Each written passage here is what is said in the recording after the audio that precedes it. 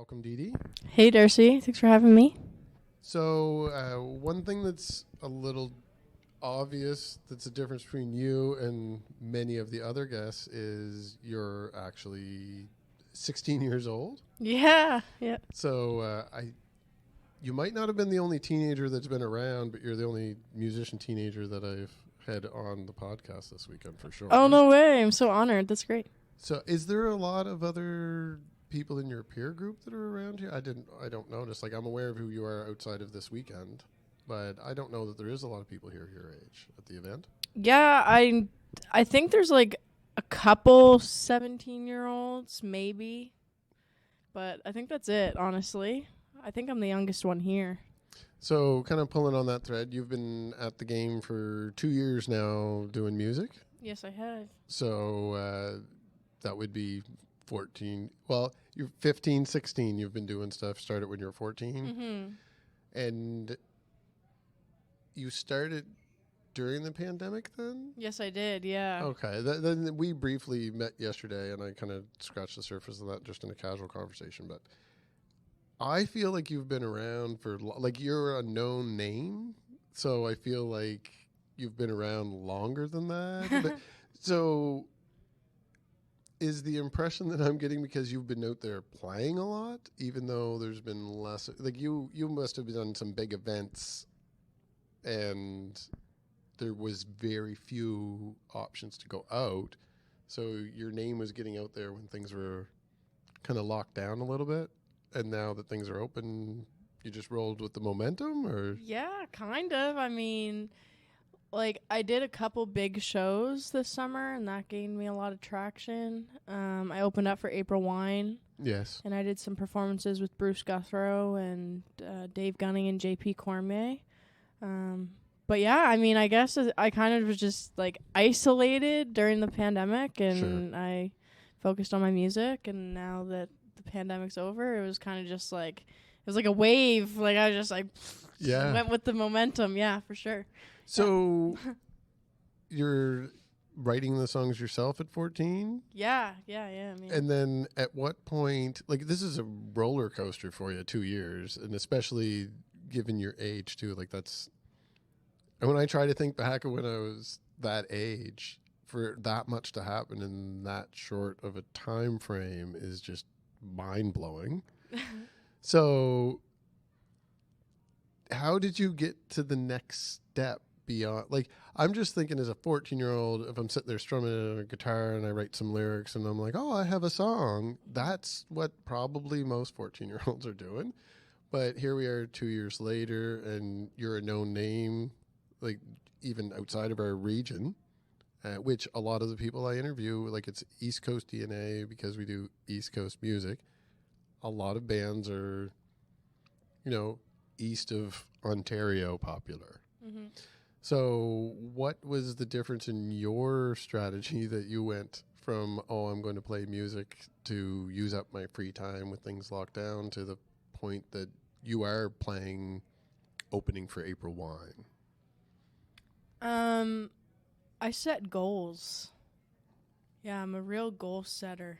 I have a vision for myself. I do everything and anything that I can to achieve my vision. Does that come from family, or is that more of a school structure type thing, or just self-motivated? Just self-motivated. I don't know. I've always been a motivated person, and I've always had a passion for music, so why not put my motivation in my music, I guess? It's awesome. It's just Thank you. Not often that I hear of a younger person thinking about it in those terms, because you're focused on school and regular teenage stuff because you're still growing up. So now that things are doing well for you, like, everyone here knows who you are, and like when you perform, people are all coming out. So you've gotten to that point, but you're a teenager, so there's school. Right. And your manager is also your father. Yes. So how do you navigate all that? Or is it the fact that it's a family unit and you live together, you can kind of accommodate all that? Or it's just hard. I can't picture balancing. I have a struggle balancing a full-time career and the amount of effort I put into this podcast. So I couldn't imagine being your age and still trying to figure out what I'm going to do next in school, and then already having an adult option in front of me. Because really, if you went all the way through high school playing music and then went to college and took some music courses, you still are not guaranteed to have a 2-year level of success like you did after putting in 10 years of effort to get to that point, or 20 years of effort to get to that point. So do you find it a struggle to disconnect between school and like DeeDee Austin, the musician that's on stage, versus DeeDee Austin that has age peers that are all teenagers, and you got to worry about a math test? Yeah. Honestly, it is all a balancing act. I have, well, obviously this is a full-time job, and then I have a part-time job, actually. I work with my mom. Okay. And then I also have school on top of it. But luckily, my school is very, very academically lenient and very accommodating when it comes to my music. They know my vision. They know the goals that I have set. And, right now school's the only thing that's, like, holding me back, or else it just fly. But, it is a struggle trying to balance it all out, especially being young. Like, I don't even have my full license yet, so I'm, like, trying to, like, anyway. But, yeah, it is. It's a struggle. I find that over the pandemic, I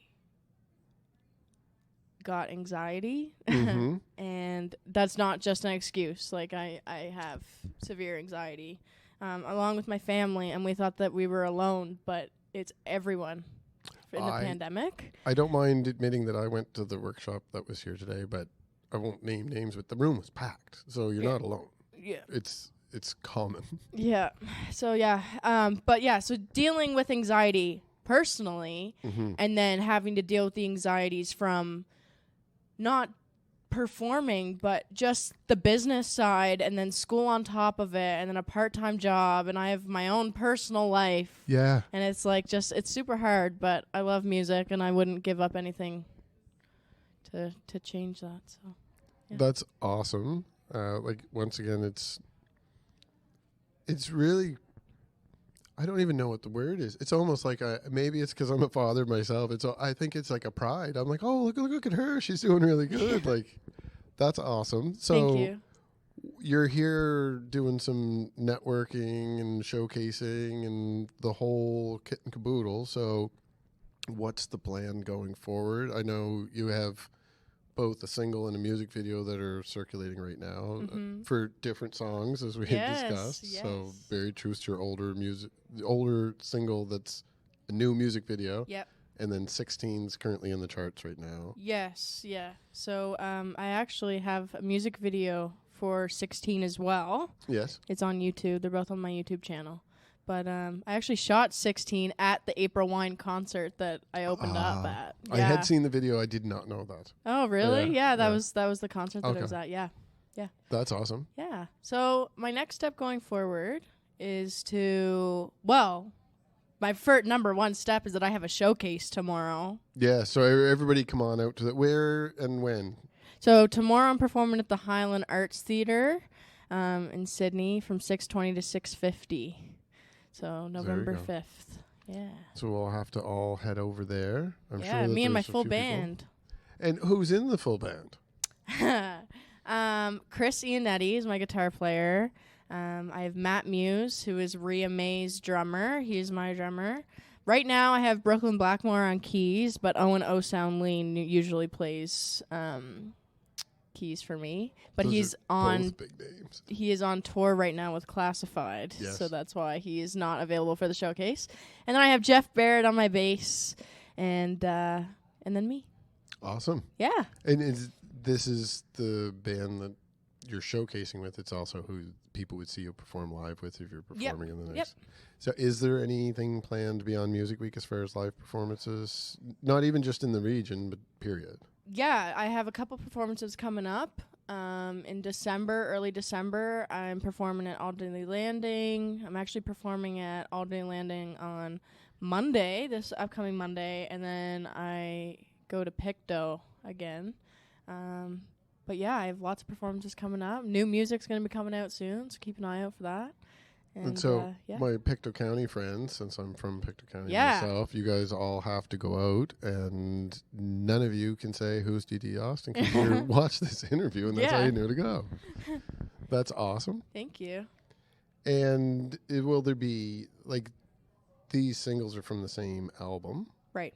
So obviously you're 16 and the single's 16. Like, that's a really recent song. Yeah. But do you have plans of recording anything new in the foreseeable future? Like, obviously in the future, but in the short term. Yeah, so I actually have a couple songs that I'm going to start recording here soon.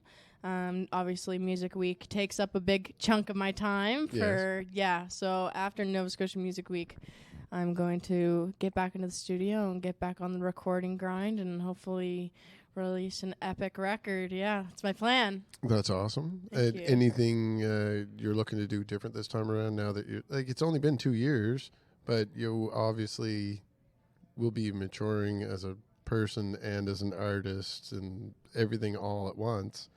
Is there anything different that you're going for, or you're just seeing where things go? So I used to be in this weird habit of writing a whole bunch of ballads, but I'm trying to get out of that and kind of switch to like a Justin Bieber, Dua Lipa vibe. I don't know, I'm very energetic and I feel like it fits me better, but so I'm gonna do that differently this time. But as I'm getting like older, I find that my ear for music and hearing different things that can be implemented into a project has changed tremendously. Like, I found that like my ears are just like so much more open to ideas and different ways that I can switch it up and change it, and I don't know, it's so cool. Yeah, that is yeah, an awesome feeling to yeah, be able to. It keeps you positive going forward, and keeps you motivated to keep putting material out there. And like I said multiple times, people are obviously responding. Besides knowing who you were, I've also been floating around the hotel networking myself, and I have noticed that like everybody knows who you are too. Like, so it obviously you're creating a little bit of attention for yourself, so that's a great thing. And you were nominated for the.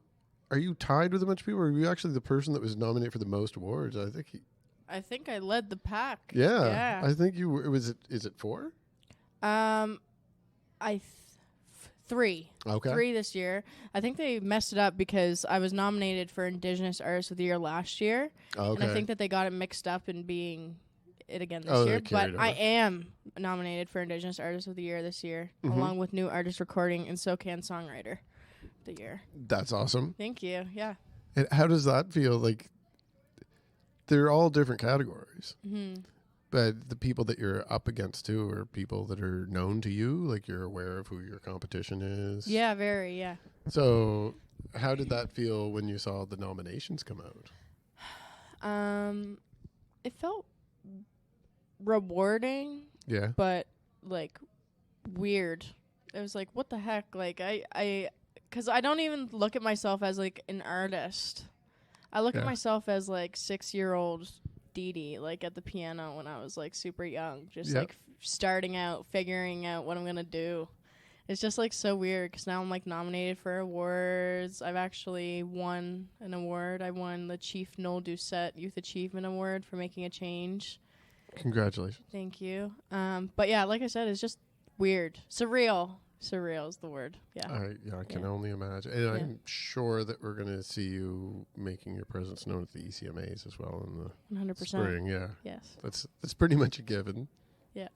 And so now you're based in Fall River, outside Halifax area. So do you have plans on traveling to the other provinces of the country, or do you have any international plans in the future, or is it too early because you get people buzzing around you all weekend here? I suppose changes. I have a few tentative things that could happen in the U.S. And the UK, actually, but right now the farthest I've went in Canada right now would be Toronto. Mm-hmm. I actually performed there for Truth and Reconciliation. But yeah, no, I want to break out for sure. I don't want to just stay within Canada. I want to break out and go as far as I can go. Sure. For sure, yeah.